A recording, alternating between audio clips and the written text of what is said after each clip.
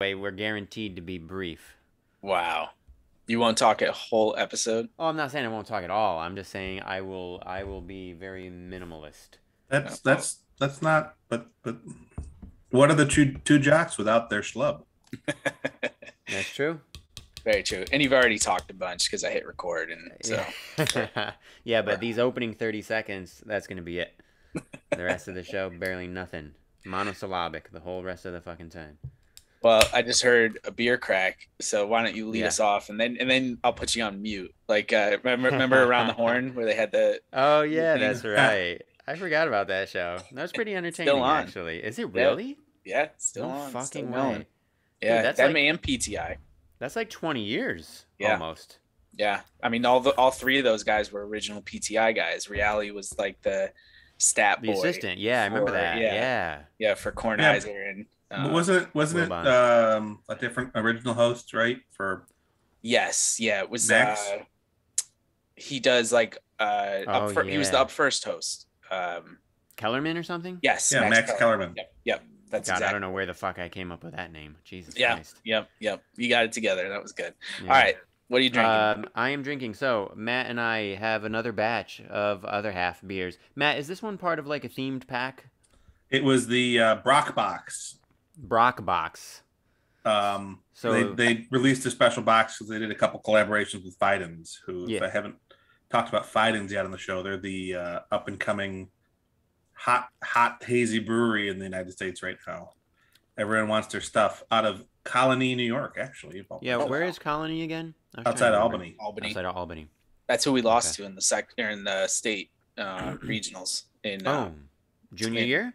yep, junior year. Yep. No shit, it was Colony. Wow. Right Okay. near Schenectady Okay, got it. and Niskayuna. Okay. So yeah, so I'm having one from that pack. So it's a collab between Other Half and Fidens, and this one is called Vegan Cheddar, an IPA. And I just had my first sip, and it was tasty. That one was a little bit more bitter than I would have liked, but it was good. Yeah, I actually was. Yeah, I mean, I was wondering if it was just the first taste. Well, so I gotta find the description of it. I'll have to look it up because I'm curious, like what hops they used and everything like that. A lot of them. Hmm. You tried the other one in the other collab in that pack, Broccoli's Axe. Yeah, I had that last night. That was good. I like That's that my one. favorite. Yeah, that was good. Yep. Well, Yep. this weekend, bring your cooler because you're gonna get 12 more beers Fuck yeah. from the Other Half Green City collab box. Okay, And they're awesome. all, oh man, they'll be fun to go through on the podcast because they're all baseball themed. Oh, sweet. Okay. Yeah, that's awesome. Very cool. What are you drinking, Colin? Yeah, what you guys got? Supernova Legion. Is it the cranberry orange? Yes. Yeah. Yep. Cranberry orange sour. Nice. They use Supernova interchangeably for all their sours. Like I just was at a grocery store and saw another one, but I still have a whole brewery of beer from Memorial Day in my garage. So I was like, especially knowing now like the dates on the beers and stuff. I was like, maybe if for like a special occasion or something, I'll get a 4-pack and bring it to someone, but I'm not gonna. Plus, Toddy isn't drinking right now, obviously. So, like, who am I gonna drink with myself? And that's why I Timmy. love these nights because I get to drink with you. Well, I'm unfortunately I can't check that box tonight. I'm just having a seltzer right now. No shit. Wow. I don't know if it was just not sleeping well last night or what, but I'm not feeling 100%. Okay. Not sleeping well, huh? Yeah. Yeah, no, where's the shithead? This guy. Uh-oh. The This podcast. guy right here likes showing up at 3 or 4 in the morning and finding his sharpest claw and deciding to put it right in my leg is, that's the time for me to pay attention to, apparently. For all those people who are listening and not viewing, he looks sinister. Yes. Yeah. That was one of his loudest ones on the show. Yeah, come on. Into the mic. Meow. Give us another one, Boris. Hey? I That's heard. pretty good. Yeah. Yeah, Podcast. that little sinister jerk. Hilarious. Always great. Well, Always great. we'll make sure we don't go too late tonight so you can get to bed at a reasonable hour. Well, thank you guys. Yeah. Well, I've got some I, fun topics, but go ahead. I got something I want to start with first before we ahead. get to your fun topics. So What was the thing that we made bets on last week?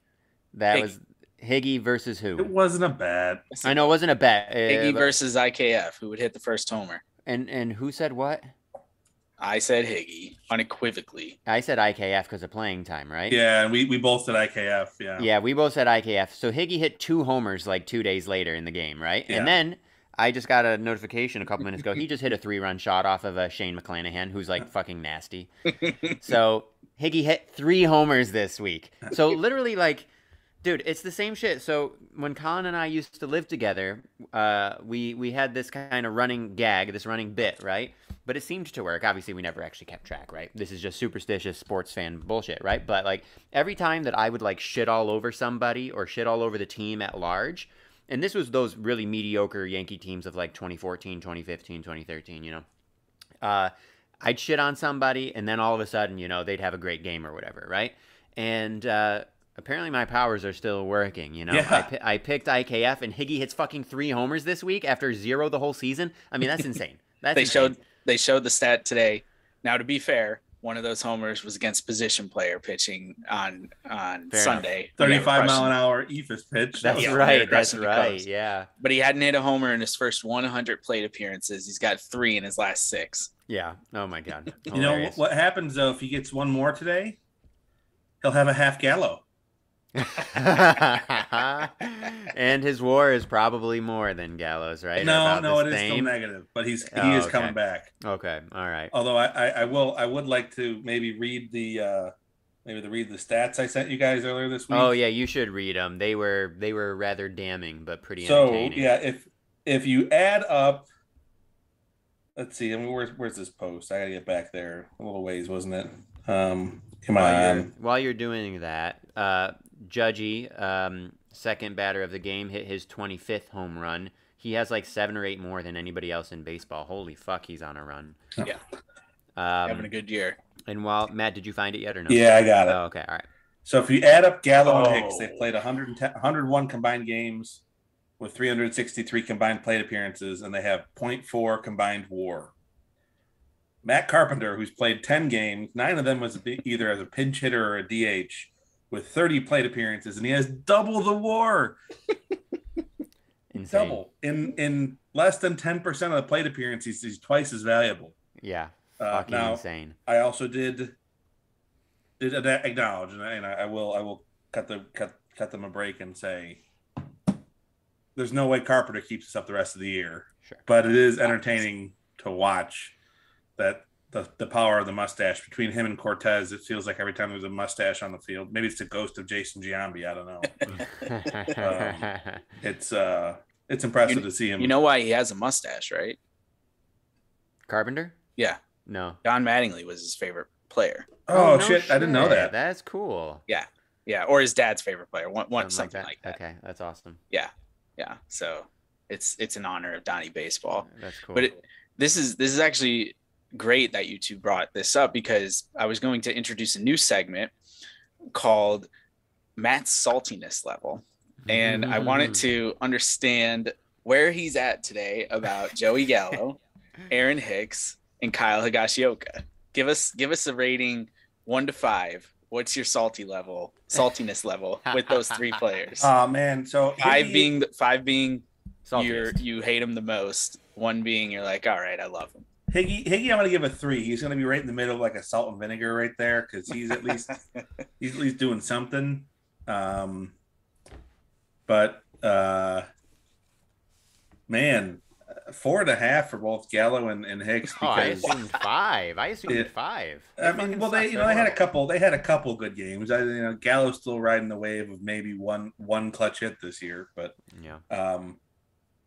In a game where the 2 games where the Yankees absolutely mashed, they scored 26 runs over 2 days. Those 2 were non-existent. So, but were existent. We didn't need them in the game where they were down 7-0. Wait, what? They were existent in the game that they were down 7-0 earlier. 7-0 or 5-0. I thought it was just 5-0. But all right, well, yeah, it was 5-0, 7-2, something like that. Yeah. Still, like, it's one game, man. Like, I need more consistency. Like, Gallo's making $10 million a game. I would have just said 5-2. You never said one nice thing about Joey Gallo. Like, Yeah. Nope. And nope, Matt, nope, Matt, nope. you said $10 million a game. $10 million a season. Okay, I was gonna say. Yeah, sorry. Well, what did you mean? Yeah. But before we continue something, Matt, finish those numbers because we didn't even get to the best part yet of the stats. Oh, the next person I brought up? Mm-hmm. Yeah. The next person I brought up in that list was Jose Trevino. Yep. Who has 4 times the WAR of them. He's got 1.6 WAR. Yep. And he's only played in about 3/4 of the games this year. Yeah. So, and again, he's getting the defense there, but he was hitting above 300 for, I think his average right now is right at 300, right? And I pulled it up. He is 4th on the team in WAR right now, behind Judge, LeMahieu, and Torres. Wow. Jose As Trevino an afterthought, oh shoot, the catcher we actually traded for his hurt acquisition. Yep. He's proving to be incredibly valuable there. Yep. Fucking wild. Now, actually, hold on a second. I was looking just at hitters, so let me see. Okay, so Cortez and Holmes and Tyone all are higher. So if we include pitchers, Trevino is like 7th, but still pretty goddamn impressive. He's 4th out of all of the hitters. I mean, when you think about the Yankees lineup, if you had to guess your top 4 fucking WAR guys, I don't think Jose Trevino is who you're going to choose to be in that top 4 with fucking Judge and LeMahieu and Torres, Yeah. So pretty impressive. Yeah. And how about Clay Holmes? Clay Holmes has the 2nd most WAR on the team at 1.8 right now. Holy shit. If he keeps this up, it'll be like a historic reliever season. Wow. And he's like approaching the limit. Like, since a run has been scored on this year, his ERA can never be 0, but it can get close to 0. And he just keeps going lower and lower and lower. Yeah. He's been unbelievable. Yeah. While we're talking Yankees, one of the high WAR players Ethan mentioned was DJ. Yes. Yep, he's playing well and he's playing good D. He's playing well. Do you guys? So I mean, I'm a big DJ homer. I was really in favor of the signing. I thought 6 years was a lot, but I thought it was worth it. You guys nervous though when you watch him play? I mean, he still kind of looks like I'm wondering 3 years from now how is he going to be holding up? Like, yeah, I wonder. I think it's totally fair. Yeah. Yeah, just look what happened last year. Yeah, he's 33, and I mean, I try not to like judge a book by its cover or anything like that, but yeah, he doesn't look like the most graceful when he's playing. Yeah, he kind of lopes. Yeah. But if he's producing, I don't give a shit what he looks like. Yeah, and he makes solid defensive plays wherever he's in the field. So yeah. His versatility is something that's been surprising as a defender. Yeah. So yeah, true. Definitely. Yeah. Between him and Marwin Gonzalez and IKF, we can pretty much cover every position on the field, right? IKF's a backup catcher too. Mm-hmm. Marwin plays the corner outfield and any infield position. And yeah. I think that's the new question though. Who hits the first homer, Marwin Gonzalez or IKF? Marwin's got more pop, but Definitely. IKF's in the actual lineup. Yeah. Even even if you were like Higgy doesn't play every day, but Marwin really doesn't play every day. So he's really just got to run into one. And I still would probably pick Marwin. I'm gonna pick Marwin. Yeah, he had that nice super short porch and left in Houston for all these years. That's maybe where his numbers came from. Yeah, and those trash cans. But yeah. Oh yeah. Right. But yeah, like Houston's left field is like the anti-Baltimore. Yeah. Like it comes in. Oh, crazy. Yeah. Yep. All right. Have you guys watched or have you heard at this point, because it's just been about a week, I sent the video in the group text, Tony La Russa. Do I need to? I didn't watch it, but I know about it, and I was going to say we need to talk about it. Yes, I watched it. You got to watch the video because it's hilarious to hear the drunk dude in the stand say, he had 2 strikes on him, Tony. Yeah, actually, so it's literally audible, like you can hear the guy. Oh, yeah. Yeah, and we're sure he's some guy in the stands. He's not like a coach. He's not on the field or anything. It's so good. Holy So good. shit. So lay this out for the listeners. Lay out this fucking scenario. This is just absolutely bonkers. Yeah, so I'm not going to get all the names right, especially the pitcher names. But last Thursday, the White Sox were in Los Angeles. I think it was like the sixth inning of the game. They're losing by 2 or 3 runs, and Trey Turner's up. Right-handed batter, and the pitcher was left-handed. That's important. Correct. But at a 1-2 count. Well, he gets strike one, gets strike two, and then he bounces a wild pitch. And so there's a runner at first when the at bat starts, and that third pitch is a wild pitch, and so the runner moves up to second base.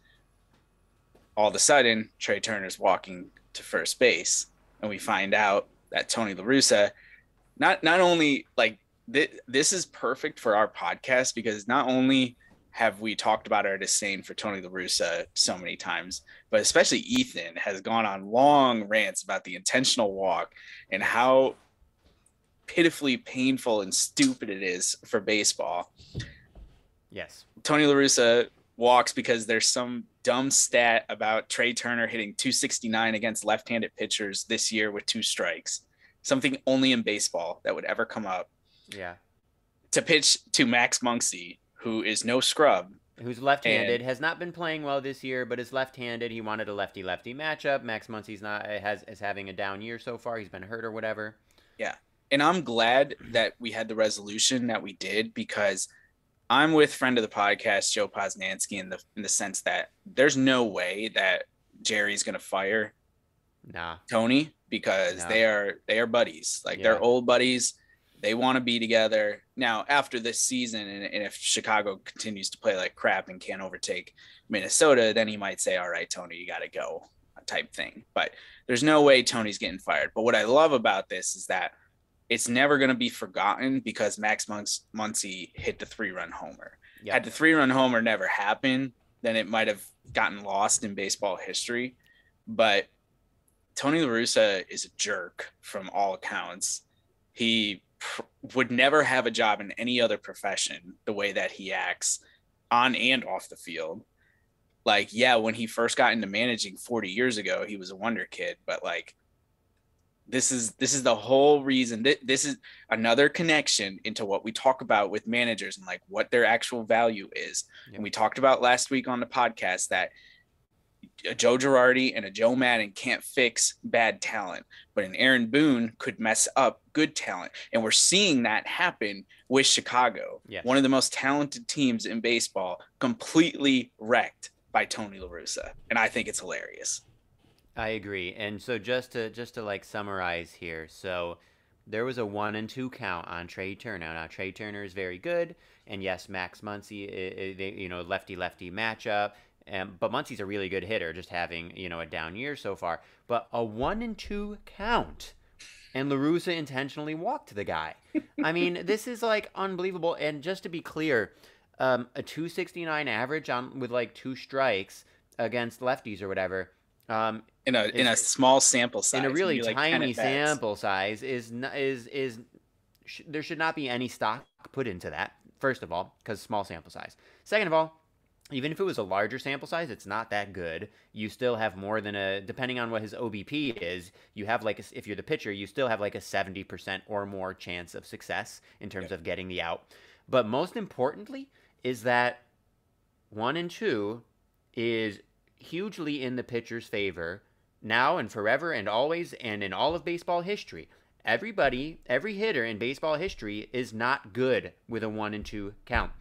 Babe Ruth, Hank Aaron, Willie Mays, Mike Trout, say whoever the fuck you want. Nobody is good with a 1-2 count. The idea that you would intentionally walk somebody, I mean, I can't even fathom it. And and this is the best part too. One of the best. I mean, there's so many best parts, right? We can't even choose one. In the like the post game, like the press conference afterwards, La Russa was talking as if it was like the obvious move. He literally said it was an easy call. It's an easy call. And apparently at one point he asked the room, he was like, is there anybody here who wouldn't have done what I did? Apparently he kept talking. We don't actually know who raised their hands or not. But he literally like talked about it as if it was like the obvious move and he would do it again and blah, blah, blah, blah, blah. just insane. I can't even wrap my head around it. I mean, I think I found one person who is good with 2 strikes. And this was as of 2 days ago. Jose Trevino. He's batting 308 with 2 strikes. Is he? But again, sample size is still a pretty small sample size, but that is hilarious. Hits, but still. Tony wouldn't even have thrown a pitch to him then. Yeah, exactly. Jose Trevino, oh my God. Put him on. Wow. Good stuff. Good stuff. Yeah, Chicago is 29-31. The Guardians are 2.5 ahead of them. The Guardians are 3 over 500, and the Twins are in first place. I mean, Jesus Christ. Like, Chicago won 93 games last year. They are loaded, and right now they are behind the Guardians and the Twins, and it's not even like a half a game distance or something. And the Guardians are pretty much Jose Ramirez, yeah, Shane Bieber, and then a bunch of like guys they found hanging out around the Rock Hall. Like, yes. Hey, you want to play baseball? Yep, exactly. Yes, we should do a little Jose Ramirez appreciation at some point. Oh yeah. But just a fact check: the White Sox did win today, 13-0, so they are actually 30-31. 30-31 now. Okay. Yeah. So, all right. I have an interesting question. I'm seriously interested in what you both have to say. So I won't give my opinion first, but I want to know, and the reason I'm asking is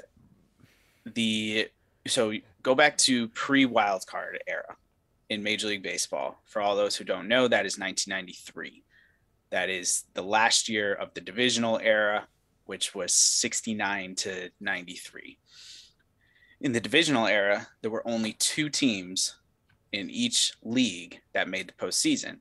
And that year is really famous because the Braves and the Giants both won 102, 103 games, something like that, and would have made it to the postseason had there been a wild card like there was supposed to be in 94 and eventually in 95.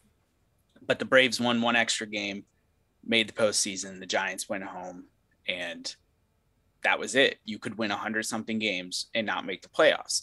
And I think when the wild card was introduced, like, that was a welcomed thing, especially for teams like that. And you saw it last year with the Dodgers and the Giants again, where they both won over 100 games, and one of those teams grabbed the wild card. We have expanded postseason moving forward, even more teams now. And the reason I was thinking about this is because the Yankees have been on a roll. And now I will throw in the caveat that there is more incentive probably than ever before during the wild card era for winning the division, because now you get a first round bye. Just like in football, you get a first round bye. But the Red Sox have been playing very well lately. Their schedule's kind of soft, but they've been playing really well. What's interesting is they haven't made up any ground on the Yankees because the Yankees have been rolling along, but they have entered into the 3rd wild card spot. Is baseball better or more exciting knowing that a team like the Red Sox, who may hover around 500, or I don't know what the National League looks like, but I just can't imagine that there's like legitimately 8 teams that are really good. Is baseball better with an expanded postseason like this, or is it like watering down the regular season product? Like, I feel like, I don't want to give my opinion. I want you guys first to talk about it, because I've just been thinking about it a lot lately, and I think it's interesting. Me? You? I think you should go first, Ethan. All right. Yeah, I don't love it. I feel like so many teams in the postseason, I don't know. Even if it's just a single wild card game, it's like, I don't know. You can be mediocre and you can still get to one wild card game, right? And it's baseball. Who knows what can happen? You might have been a 500 team. You might get lucky one day and you beat a team that won 102 games, and then you go into the division series and you get swept or you get beat 3-1 because you're not a very good team, and that other team that probably would have played some really good baseball, some really exciting baseball, is out. I don't know. I don't love that. But even more important than that, I guess for me, just the way that my brain works, I personally prefer the symmetry of like 4 teams per league make the postseason. That's that. You take your Personally, I would do away with divisions. I would say you have the American League, you have the National League. There are no divisions. The top 4 teams in each league make the playoffs. You have the 1 seed play the 4 seed, the 2 seed play the 3 seed. That's that. Then you have the championship series. Blah blah blah. That's fine. If you have ties, you have like a tiebreaker game, right? To get into the playoffs, right? If there's like instead of 4 teams, if there's 5 because two of them have the same record or whatever.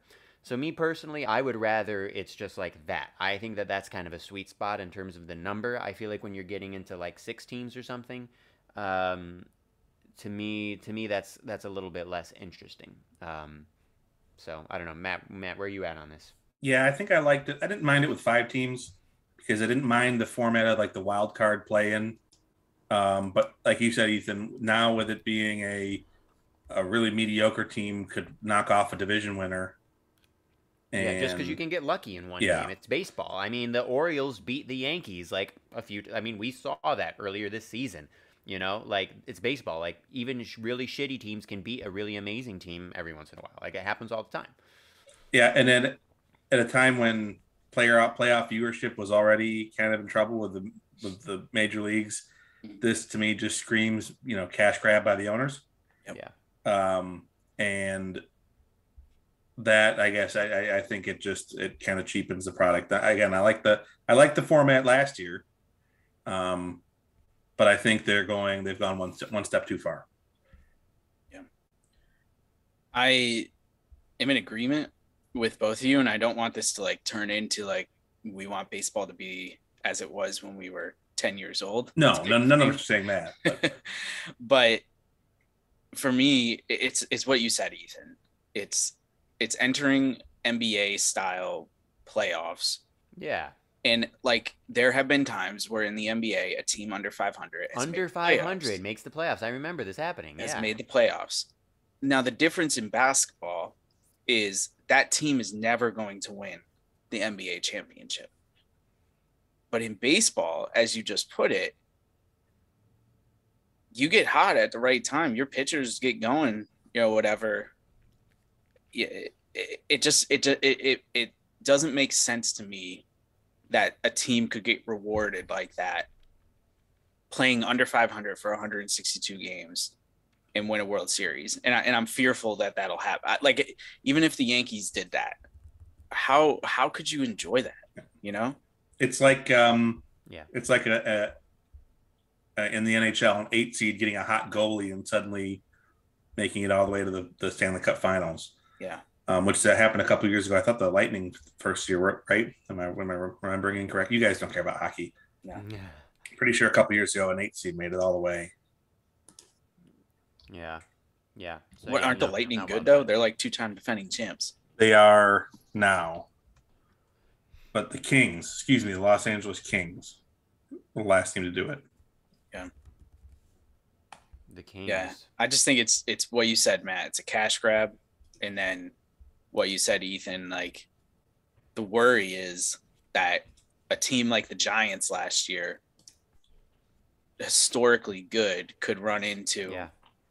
And what is that? That doesn't help baseball. No, like a team that went like 84-78 or something. Yeah. Like, or had a losing record. Had a losing record. Yeah, I don't know. I just, for me, like let's put ourselves in a position where we are seeing the best teams play each other. I mean, that's the point of the playoffs. We want to see like the highest level baseball. We want to see like the best, most interesting, most exciting games. And I think, I would want to see the teams that are the best teams. Like, and that's that. Yeah. And I wonder too, next year, so they're not getting rid of divisions, but we are going to a more balanced schedule finally. Every team plays every team. Yeah. And I do wonder, maybe that will tip things in the scale of more quality teams qualifying for the postseason, because there will be, that balance. Like sometimes it gets out of whack because of the unbalanced schedule. Well, yeah, look at that. So if the scenario now where all 3 wildcard teams could come from the East, right? That means the Yankees are playing the majority of their schedule. They're going to play 19 games against 3 wildcard or 3 playoff teams this year. Yeah. as part of the regular. Like, what if we got to play fewer games against the Rays and the Blue Jays and more against anybody from the The NL Central Royals. Yeah. Oh yeah. or AL Central? Yeah. Yeah, and we're not saying don't quote Matt as saying like we think it's unfair that the Yankees have to play No.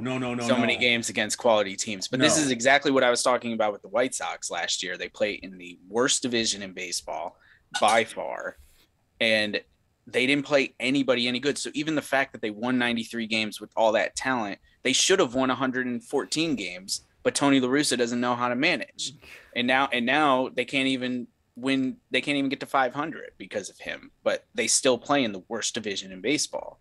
Like, come on, I would sign up. I would sign up any day to play the Royals, to play the Tigers, to play even the Guardians, like, and the Twins. Obviously, I mean, the Yankees have like a 800 something winning percentage against the Twins since 2001. So I know, God.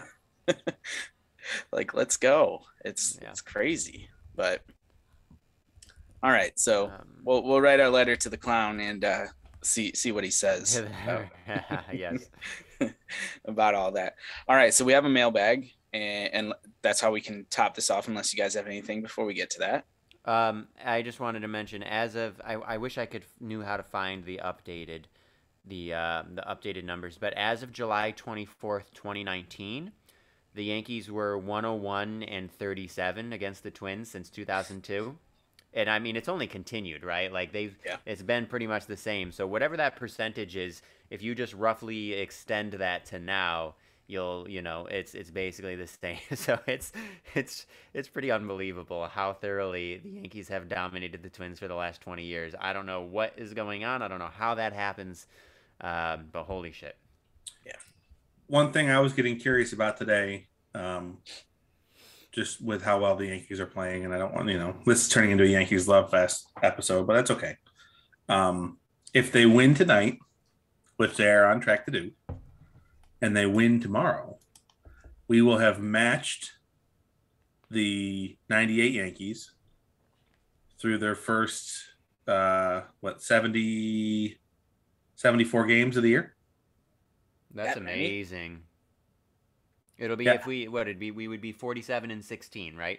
Sorry, I did the math wrong. Yeah, if we win tomorrow, we'll be 48-16. So through the first 64 games of the year, we'll be on pace with the 1998 Yankees. Wow, that's pretty incredible. Yeah, it's also a 750 winning percentage, which is crazy. Yeah, really. I wonder what the pace was for the Mariners in 2001. Yeah, I wonder.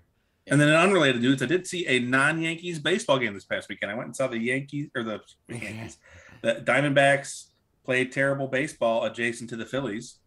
The main attraction was the Avett Brothers post-game concert.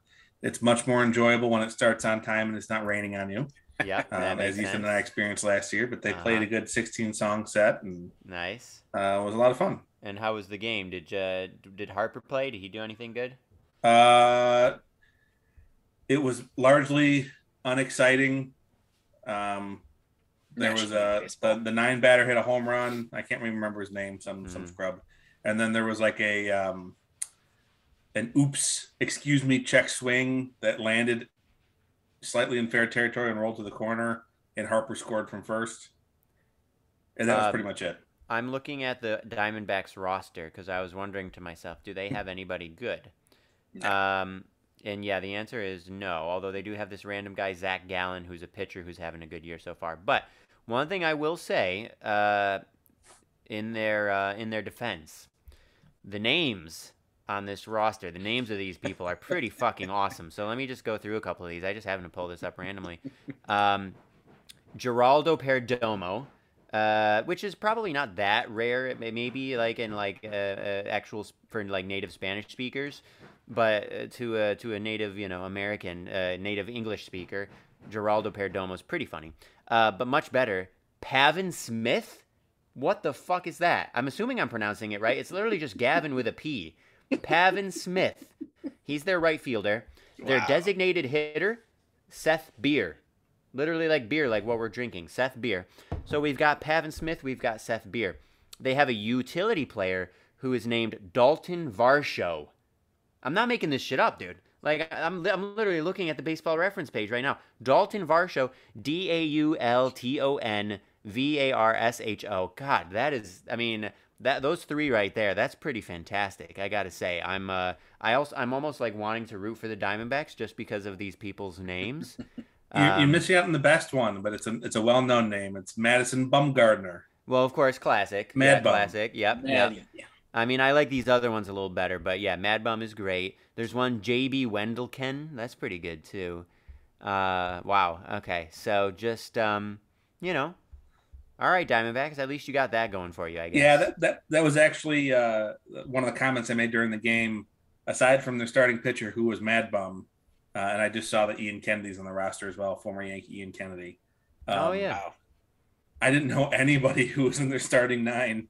Um, like it wasn't until yeah, Cattell Marte pinch hit later in the game that I was like, oh, I've heard that name. yeah. That's like Um, the one name I had heard of looking at their lineup. Yeah. What's And crazy? you, I'm looking at Mad Bum right now. He's our age. He's only 32. wow. He has Really? cratered in the last yeah, couple of years. he pulled Holy a full shit. Lincecum. Yeah, he Yeah, did. I mean, he was older. He made it a little longer than Lincecum did, but yeah, he really fell off. I mean, this year he's actually been okay so far. Not great, but okay. So we'll see what happens. But he was so good there for a few years. But wow, not the last couple. Yeah, Still and young. you want to know, Matt, the reason that you don't know any of the Diamondbacks players is because on this podcast we talked about it. They are in the bottom 5 in payroll, and that is the disgusting shit that Major League Baseball does. Terrible. hey, Yeah. but then we wouldn't have Seth Beer and And Dalton Varsho. Dalton Varsho and Pavin Smith. It's like real life Major League. Like those. That's what those names remind me of. Yeah, for real. It So really you're is like saying that. we should box up a Joe Boo and send it to the Diamondbacks? Send it to them. Joe Boo can't hit a fucking curveball. Are you saying Jesus Christ couldn't hit a curveball? Something like that. All right. All right. Mailbag? Mailbag. Before we get to that, my weekly plea, and I think it's been working a little bit because if you guys didn't notice, for the first time in 30 years, there was a common sense gun law passed by Well, it hasn't people gotten in- fully passed, right? They Right, agreed on a right. framework, bipartisan Yes. framework, Yes, they agreed to framework, which is which is a miracle. monumental. Yeah, a miracle in this fucking monumental. country. Yep. So just the weekly plea. No one's trying to take away guns completely, although get those monster guns out of here. But common sense gun laws, please just consider it. If your senator was one of those 20 senators who voted for the framework, please call them, thank them, tell them great job. Hopefully they will continue to buck up and try to protect us as citizens. So there's my weekly plea. My 2 cents too. Gangster Capitalism, great podcast. Listen to season 2. It's all about the NRA. You'll hear that about the dysfunction of the group. They don't get into politics. They just specifically look at the financials of the group, and it's pretty disappointing. It's more like a mob, a mob type group than it is a gun lobbying group. It seems like at this point. So a cabal, maybe, as you would say. And unfortunately, that's one of the organizations that holds a tremendous amount of political sway over senators that does not reflect the actual will of the country. So hopefully that something can change there. Yeah. Absolutely. All right. So this is actually a fun one. Comes from cousin Greg. Shout out. Nice. What is one team in the history of Major League Baseball you would like to manage and why? And while you guys are thinking of that, he said his would be the 93 Fightin' Phils. Or he calls them the Fightins, but Phillies. Yeah. He said they were a team who knew how to have some fun, obviously could play some ball. The group of Macho, Rowe, Nails, Dykstra, Crucker, Dutch Dalton, Head Hollins, and Wild Thing. Kruk told me that Mitch was only let into Macho Rowe because they didn't consider him a pitcher, just a guy who threw the ball hard. Would have been awesome to be around. That's the type of team you want to coach. They make your job easier for you. Now, of course, the Phillies lost that World Series, infamously, if you're a Phillies fan, and Cousin Greg says that he still has not seen the home run that Joe Carter hit, but I would have picked the 2008 Phillies if I was Cousin Greg. But I digress. Yeah, that's a good answer, though. I like that. It had to be a baseball team. Well, what? For the question, yeah, he asked, but Matt's asking. You can, if you want to give a different team and give your reasoning why. Packers? No, not the Packers. Not necessarily. Syracuse? Nah, can't be. Geez, this is a tough one. See, because like for me, I'm thinking of like what are some of the greatest seasons that would have just been really fun to be there, day to day. So I'm like looking at Willie Mays' page, in my opinion, the greatest player of all time. Like it would have been really fun to manage one of those Giants teams during his prime, just to be like, this is Willie Mays in his prime. Like I don't even give a fuck about the rest of the team. Willie Mays in his prime. This is the best, right? But then, like, this is a real big cliche, but cliche for a reason. Like, the 27 Yankees or, like, the 56 or 61 Yankees, like, all of those teams were just chock full of fucking legends. Like, how fun would those have been? And then there's also the modernist in me. We've talked about this a lot where, despite all of its problems, baseball is being played at a higher level now than it ever has been before. And so there's part of me that's like, you know what? Mike Trout is playing baseball at a level that has never been seen before in the history of the sport in his first, 10 years of his career. And the Angels are in the market for a manager. So, like, part of me is like, man, even though the Angels have been, like, mediocre and boring for most of the last 10 years, Mike Trout is, like, truly historic and unbelievable. And, like, how fun would that be? So it's really hard to choose. I guess Greg will probably get mad if I don't choose one, huh? Well, Matt, I got one because I'm not putting nearly as much thought in it as you are. Okay. 1997 Cleveland Indians. Holy shit. That would be a fun team to manage. And I would like to say that if I was managing them, I would win the World Series. But I would have played Jose Mesa too. Don't worry. I don't know why he's still reviled in that city, because until that final pitch, he was lights out that year. So that's just, the baseball gods hate the mistake by the lake. And if that game was played in today's baseball, that's just a ground ball right up to the second baseman. True. That's true. Shift, yeah. But you got Robbie Alomar, Sandy Alomar, Omar Vizquel, Jim Thome, Matt Williams, Kenny Lofton, Manny Ramirez. What was it? Is that Oral Hershiser back then still? Was Greg Nagy on the team? He was. Charles Nagy. Hershiser was on that team. Good Jarrett Wright. Yeah, man. Was Bartolo that year too? Unbelievable. I think so. I feel like he was. Yeah, I think he was. Holy crap. Yeah, an insane team. That's a good non-Yankee team. Yeah. I like that a lot. Yeah. Bartolo, that was his first year. He only pitched in 19 games, and he was not good, but he was on the team. He was good the next year, though. He was solid the next year, yeah. Dare I go super cliche? I don't know, because of, if I'm being honest with myself in terms of, how I feel about a baseball fan, just in terms of pure, like, joy and love and stuff like that, love of the game, I mean, I'm probably going, like, 1956 Yankees, something like that. You've got Yogi, you've got Billy Martin, you've got Ellie Howard, you've got the Mick, you got Whitey Ford. You're in the middle of just an insane stretch. It's not in the middle of that 5 year in a row. That was 49 to 53, but I don't know, just really amazing teams. That if I'm pushed, I'm choosing something like that. And it's Mickey's Triple Crown year. That's right. Yeah. Not that we care about batting average around here, okay? Or at least I don't. But anyways, Kyle, what's yours? I'd probably go with 61 Yankees. Yeah. Mainly for Mickey. Also Roger. The 27 Yanks, that would be fun too, with Ruth and Gehrig and all of them. There's so many guys. Yeah, Earl Combs and There's just something special about by the time, like even in the 20s, like the Yankees weren't the Yankees yet. But by the time you got to the 60s, like the Yankees had just become this mystical franchise.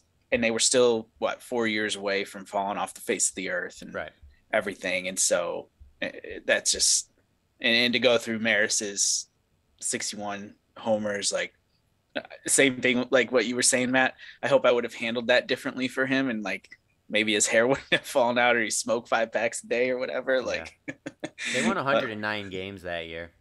Yeah, that's incredible. That doesn't happen very much in baseball history. Yeah, I think the Tigers were really good that year too, like won 100 something games. But that was like back when there was only 8 teams and one team, won the pennant and went to the World Series. But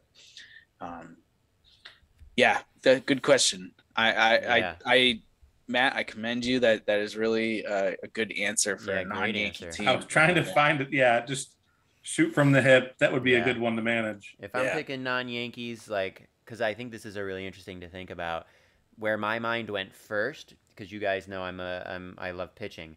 I went to like mid '90s Braves. I knew you were gonna say that. Like Maddox, Glavine, Schultz would have been cool. Or, as much as I hate to say this as a Yankee fan, 99 or 2000 Red Sox, because Pedro delivered the 2 greatest pitching seasons in history, in my opinion. Yeah. And holy fuck. So the Maddox's 3rd and 4th Cy Young campaigns though were pretty up there. I was looking at that today actually. Oh, he was incredible, no doubt. But think about the National League in the mid '90s versus the American League and the AL East in 1999 to 2000. Yeah. And the other thing I did spend maybe 5 minutes at lunch today watching some Maddox highlights. Oh God, I mean, number one before we go to strike zones.